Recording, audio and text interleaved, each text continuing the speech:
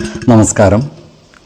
വേദാംഗ ജ്യോതിഷത്തിലെ അമൂല്യമായ അറിവുകളും ആധ്യാത്മിക ജ്ഞാന ഉപദേശങ്ങളും പകർന്നു തരുന്ന പ്രശാന്തം ആസ്ട്രോ ചാനലിലേക്ക് ഏവർക്കും സ്വാഗതം. ഈ ചാനൽ ഇതുവരെയും സബ്സ്ക്രൈബ് ചെയ്യാത്തവർ ഇപ്പോൾ തന്നെ സബ്സ്ക്രൈബ് ചെയ്യുക. നോട്ടിഫിക്കേഷൻ ലഭിക്കുന്നതിനായി ബെൽ ബട്ടൺ അമർത്തുമല്ലോ. ഒപ്പം ചാനൽ ലൈക്ക് ചെയ്യുക, ഷെയർ ചെയ്യുക, കമൻറ്റ് ചെയ്യുക. കൊല്ലവർഷം 1200 ആണ്ടിലെ ചിങ്ങ സംക്രമം പൂരാടം നക്ഷത്രത്തിലാണ്.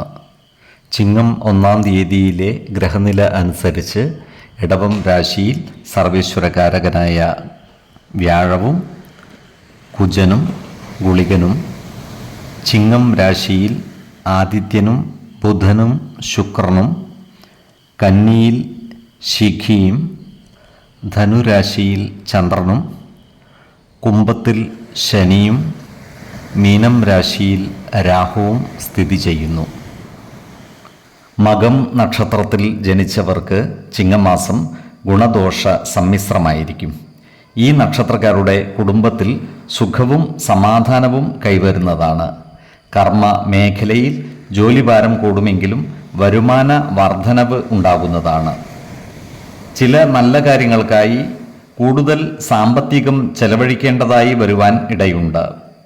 ജോലിസ്ഥലത്ത് എല്ലാവരോടും നല്ല രീതിയിൽ പെരുമാറുകയും സ്നേഹബന്ധം നിലനിർത്തുവാൻ പരിശ്രമിക്കുകയും വേണം.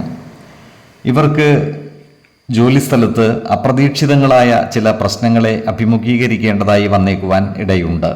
എന്നാൽ ഇത്തരം സന്ദർഭങ്ങളിൽ സമചിത്തതയോടെ മുന്നോട്ട് നീങ്ങുവാൻ പരിശ്രമിക്കേണ്ടതുമാണ്. ബന്ധുജനങ്ങളുടെ ക്ഷേമകാര്യങ്ങൾക്കായി ഇവർ പ്രവർത്തിക്കുന്നതാണ്. അതുപോലെ ആഡംബര വസ്തുക്കളും മറ്റും വാങ്ങിക്കൂട്ടുവാനുള്ള സാധ്യതകളും കാണുന്നുണ്ട്. ഇവർ സന്താനങ്ങളുടെ കാര്യത്തിൽ ഉത്കണ്ഠാകുലരാകുന്നതായി കാണാം. സന്താനങ്ങളുടെ പഠനവുമായി ബന്ധപ്പെട്ട കാര്യങ്ങളിൽ മനോവിഷമം നേരിടുവാനുള്ള സാധ്യതകളും കാണുന്നുണ്ട്. എന്നാൽ മാനസിക സംഘർഷങ്ങളെ ആത്മവിശ്വാസത്തോടെ നേരിടുവാൻ ഇവർക്ക് സാധിക്കുന്നതുമാണ്. അതുപോലെ ആരോഗ്യകാര്യങ്ങളിൽ ഇവർ ഒരു പ്രത്യേക ശ്രദ്ധ പുലർത്തുന്നത് ഗുണകരമായിരിക്കും. ജീവിതശൈലീ രോഗങ്ങൾക്ക് സ്ഥിരമായി മരുന്ന് കഴിക്കുന്നവർ കൃത്യമായ വൈദ്യ പരിശോധനകൾ നടത്തുന്നതും ഡോക്ടറുടെ നിർദ്ദേശമനുസരിച്ചുള്ള മരുന്നുകൾ മുടങ്ങാതെ കഴിക്കുന്നതും ഗുണകരമായിരിക്കും. ഏതു കാര്യം ചെയ്യുമ്പോഴും 2 വട്ടം ആലോചിച്ചു മുന്നോട്ട് നീങ്ങുന്നതാണ് ഗുണകരമാവുക. 2, 17, 28 തീയതികൾ അനുകൂലമാണ്. ഈ നക്ഷത്രക്കാർ ജനിച്ച സമയത്തെ അടിസ്ഥാനമാക്കിയുള്ള ജാതകത്തിലെ ലഗ്ന രാശിയുടെയും ലഗ്ന അധിപന്റെയും സ്ഥിതിയും ശുഭ പാപ ഭാവങ്ങളുടെ സ്ഥിതിയും ഓരോ രാശിയിലെയും ഗ്രഹങ്ങളുടെ സ്ഥിതിയും അനുസരിച്ച് ഇവരുടെ പൊതുഫലത്തിൽ ഏറ്റക്കുറച്ചിലുകൾ ഉണ്ടാകുവാനിടയുണ്ട്. കുടുംബ ദേവതകളെയും ഇഷ്ടദേവതകളെയും ഉപാസിക്കുന്നത് ഇവർക്ക് ആയുരാരോഗ്യ സൗഖ്യമേകും. ഇഷ്ടദേവതാ മന്ത്രം 108 തവണ ദിനംതോറും ലിഖിത ജപം ചെയ്തു വരുന്നത് ഇവർക്ക് സർവ ഐശ്വര്യങ്ങളുമേകും.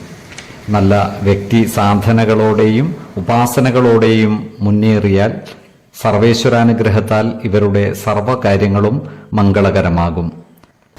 നന്ദി, നമസ്കാരം. ജ്യോതിഷരത്നം പ്രശാന്ത് കണ്ണോം.